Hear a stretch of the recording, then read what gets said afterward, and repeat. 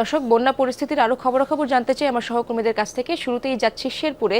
সেখানে আছেন আমার সহকর্মী আদিল মাহমুদ উজ্জ্বল। উজ্জ্বল, যেসব গ্রামে পানি ঢুকেছে সেখানকার অবস্থা আমাদেরকে জানাবেন। কি অবস্থা সেখানে? শিয়া বাটার, অ্যালোভেরা ও ভিটামিন ই সমৃদ্ধ লিলি বিউটি সোপ। ইশরাত, আসলে আপনি জানেন যে গত কয়েকদিনের টানা বর্ষণ এবং উজান থেকে নেমে আসা পাহাড়ি ঢলে শেরপুর সীমান্তবর্তী 3টি উপজেলায় কিন্তু বন্যা কবলিত হয়ে পড়েছে। এবং আজকে সকাল থেকে আমি যদি আপনাকে একটু দেখাই, আমি এখন আছি ঝিনাইগাতির বাজারে, যে বাজারের মূল যে সড়ক শেরপুর ঝিনাইগাতি অবকাশ ঝিনাইগাতি রাংটিয়া যে রোডটি, সেই রোডটি কিন্তু এখনও পানিতে নিমজ্জিত রয়েছে। এবং আমি যদি আপনাকে একটু বলি যে সকালে 7টায় কিন্তু সেই মহারশী বন্যা নিয়ন্ত্রণ বাঁধ ভেঙে কিন্তু নদী তীরবর্তী অঞ্চলের বেশ কয়েকটি বাড়িঘর ভেঙে গিয়েছে।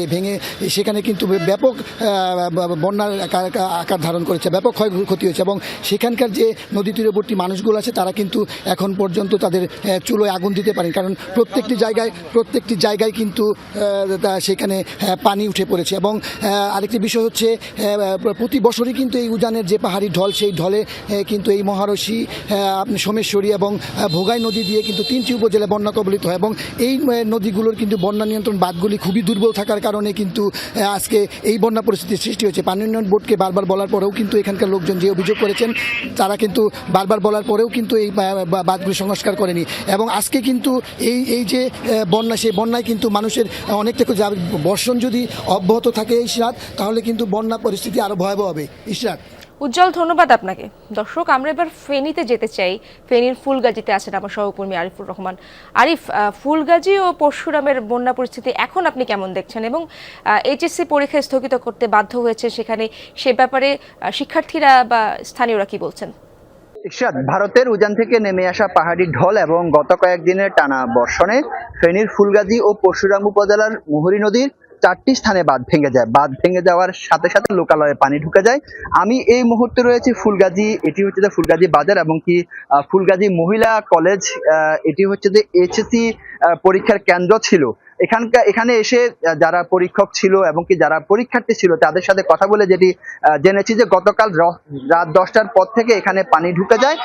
ঢুকার পর থেকে এই যে সকল পরীক্ষা কেন্দ্র যেগুলো ছিল, যে সকল হল যেগুলো ছিল, এগুলোতে পানি ঢুকে যাওয়ার কারণে এখানে আজকে পরীক্ষা নেওয়াটা আসলে সেটি সম্ভব হয়নি। আমরা এখন এখানে এসে যেটি দেখতে পেয়েছি যে এখানে পানির পরিমাণ যদিও কম, কিন্তু যেটি হচ্ছে যে আরো আগে কিংবা কালকে রাতে কোমর সমান পানি ছিল বলে এখানকার যে সকল পরীক্ষার দায়িত্বে যারা ছিল তাদের সাথে কথা বলে জেনেছি।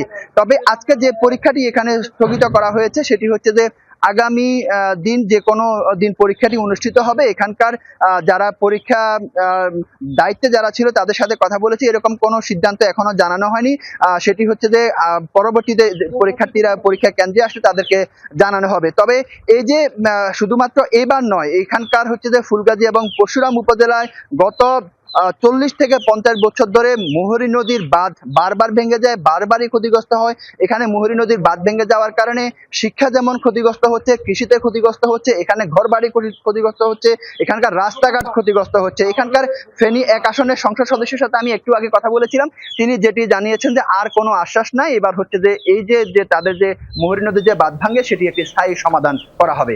ইশরাত। আরিফ, ধন্যবাদ আপনাকে। দর্শক, এবার আমরা সিলেটে যেতে চাই। সিলেটে 3 দফায় বন্যা পরিস্থিতির অবনতি হয়েছে। সেখানে আছেন আমার সহকর্মী নাবিল হোসেন। নাবিল, নতুন করে কোনো এলাকা কি প্লাবিত হয়েছে কিনা, একই প্রশ্ন আবারও করছি, এবং সেখানকার সবশেষ পরিস্থিতি জানাবেন আমাদের। আমি আসলে সকাল থেকেই নগরের পরিস্থিতি জানাচ্ছিলাম। আমরা এই মুহূর্তে আছি সিলেটের যে সুবহানীঘাট এলাকা, এবং নিশ্চয়ই দেখতে পাচ্ছেন এই এলাকার যে সড়কটি সেটি প্রতি বছর বা প্রতিবারই যখন আসলে নগরে পানি প্রবেশ করে বন্যার অথবা জলাবদ্ধতা সৃষ্টি হয়, এই এলাকাটি আসলে জলমগ্ন হয়ে পড়ে। এবং আমরা দেখছি যে এবারও আসলে তার ব্যতিক্রম হয়নি। এলাকা তার চারপাশ এবং দোকানপাটে পানি প্রবেশ করেছে, এবং সাধারণ মানুষের ভোগান্তি সেটি বলে আসলে বোঝানোর মতো নয়। আমরা এই রাস্তা দিয়ে যেসব যানবাহন চলছে সেগুলো আসলে এই পানিতে আসলে আটকে যাচ্ছে, নষ্ট হয়ে যাচ্ছে, এবং পাশাপাশি মানুষের বাসাবাড়িতে পানি প্রবেশ করায় আশপাশে যে আশ্রয় কেন্দ্রগুলো রয়েছে সেগুলোতে অনেকেই অবস্থান নিয়েছেন।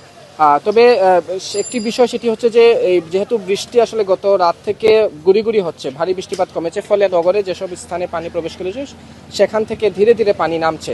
আর আরেকটি বিষয়, ধলাই, সারিগোয়াইন এগুলোর মতো সীমান্তবর্তী নদীতেও আমরা সকালে দেখেছি যে পানি উন্নয়ন বোর্ডের তথ্য মতে আসলে পানি নাম কিছুটা কমেছে, ফলে তবে এখনো সুরমার যেসব কানাইঘাট সীমান্ত নদী রয়েছে সেখানে কিন্তু পানি বিপদসীমার উপর দিয়ে প্রবাহিত হচ্ছে। পাশাপাশি সিলেট যে নদী সেখানেও আসলে বিপদসীমার উপর দিয়ে প্রবাহিত হচ্ছে। নাবিল, ধন্যবাদ আপনাকে।